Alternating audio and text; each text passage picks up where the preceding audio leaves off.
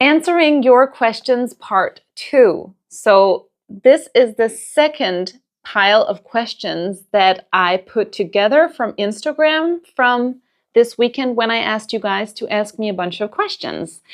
And I pulled them together because they have the same thematics. The last video I posted, you can watch it here on YouTube, was about breakups mostly and dating, and this is mostly about narcissistic traits and questions about narcissism. So let's get into it, okay? I'm going to read the questions out loud and then I'm going to do my best to answer. The first question is, I came out of a narcissistic relationship, but I still miss him and it makes me sad. Yes. First of all, I want to say I'm so glad that you came out of it. I'm so proud of you for doing that. It is incredibly difficult to break the trauma bond. So well done on that. Be proud of yourself for actually getting out of that relationship.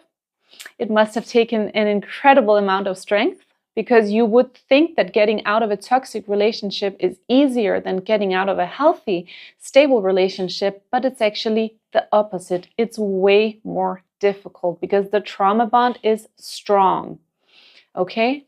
Because the thing with the trauma bond is that you get completely addicted to the other person. The reason why you get so addicted is because sometimes they'll give you the good love and sometimes they won't, and they'll be outright abusive, right?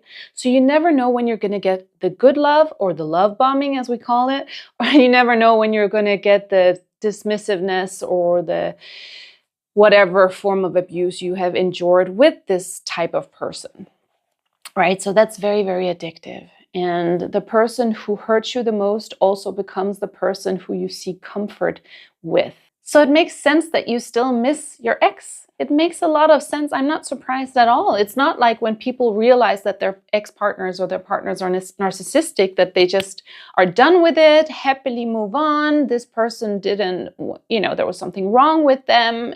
I'm just moving on, happy and healthy. That's not really how it is. It takes a long time to get over. And I think the first thing you go through when you break up this type of relationship should be to research and learn about what narcissism is.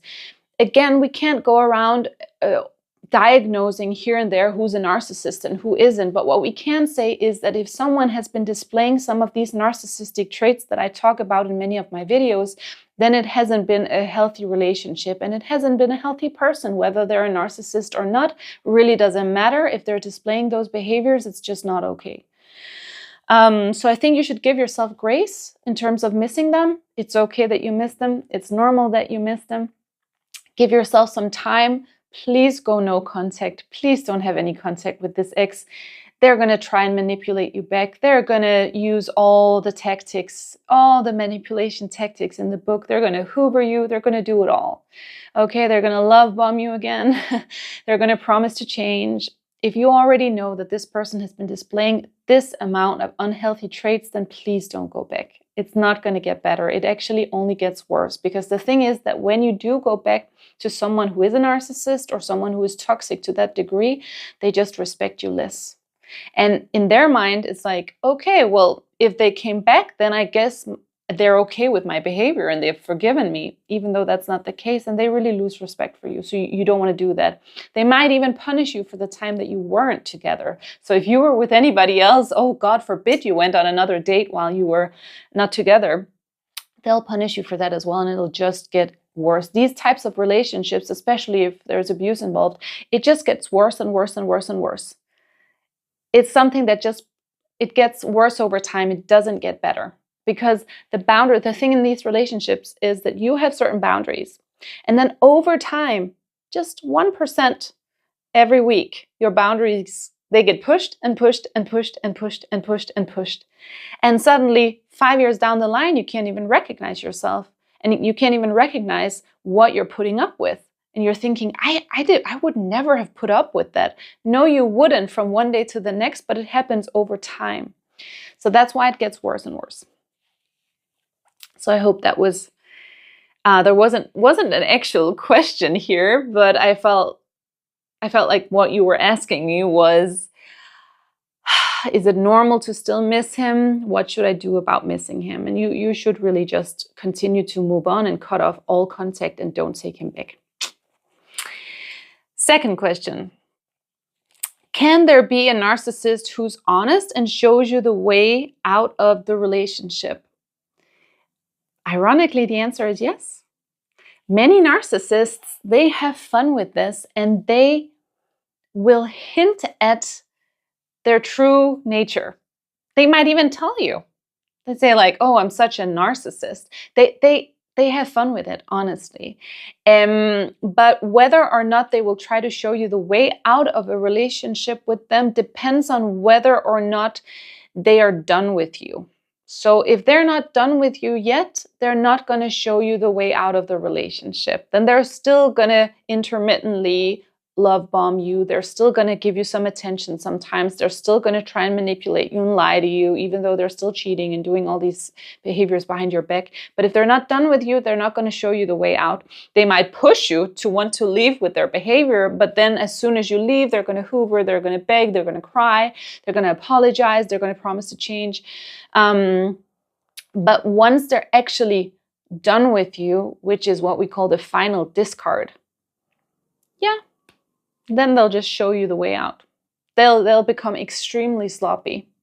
For example, with cheating, they'll start cheating with someone in your bed, in your apartment, at a time of day where they don't know whether you're going to come home or not. This is just an example. You know, they'll become sloppy. They'll leave their phones out with messages ticking in from somebody.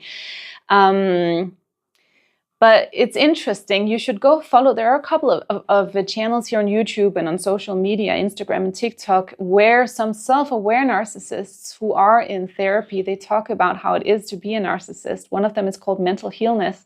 And I think it can be pretty helpful for someone who's been through this kind of abuse or who's been in this type of relationship to go to these channels and see what the narcissists themselves say about themselves.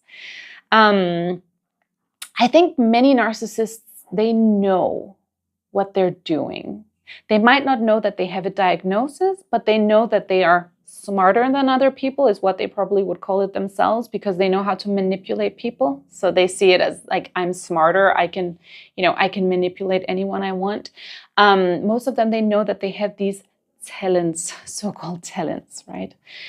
And they also know that they like power, etc., etc., etc., etc. So whether or not they know that they're a narcissist or not, they know that they do possess some of these traits, and they do have the narcissistic experience, which is a life experience where there is no access to happiness and happy emotions. There's a lot of access to jealousy, desire for power, anger, frustration, euphoria that they can achieve through limerent objects, and to fantasizing and idealizing their partner during the love bombing stage, drug use, etc. But they don't have a general access to a lot of balanced, happy emotions. So the answer is yes. There can be a narcissist who is, I mean, will they be 100% honest about what they're doing? No, I don't think so. But they might be honest about who they are. So when they tell you, believe them. Again, I don't think this will happen during the love bombing stage. During the love bombing stage, they're going to display a version of themselves that is your perfect person. They're going to figure out what is your perfect person, and then they're just going to be that person for a while. Okay, third question. Can a narcissist have sex with you and she loves you, but still be dating? I assume you mean, and say that she loves you, but still be dating and be willing to marry others? Yes, absolutely. Absolutely. A narcissist can have 5 partners at the same time and tell all of them that he or she or they love all of them. Easily, no problem. No problem at all. The more the merrier, right? And of course they'll have these secretive relationships. It won't be out in the open. You don't see, and I mean, you can probably see a polyamorous narcissist who's honest about it, but more often than not, they don't want you to be dating anyone else, so they wouldn't be into polyamory because they want to do it themselves, but they don't want their partners to also be dating several people. So yes, absolutely yes. Does that mean that this narcissist does love you?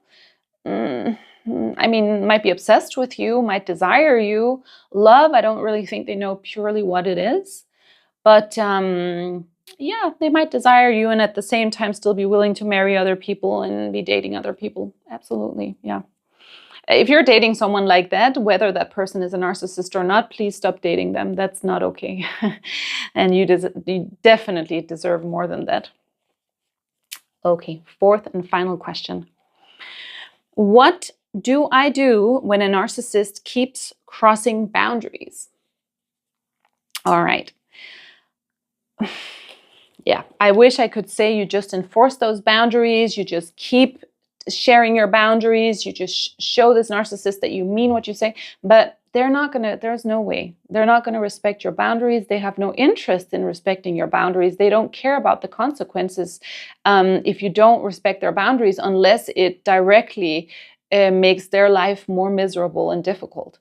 So the only way to get a narcissist to do what you want is to make what you want the path towards something that they want.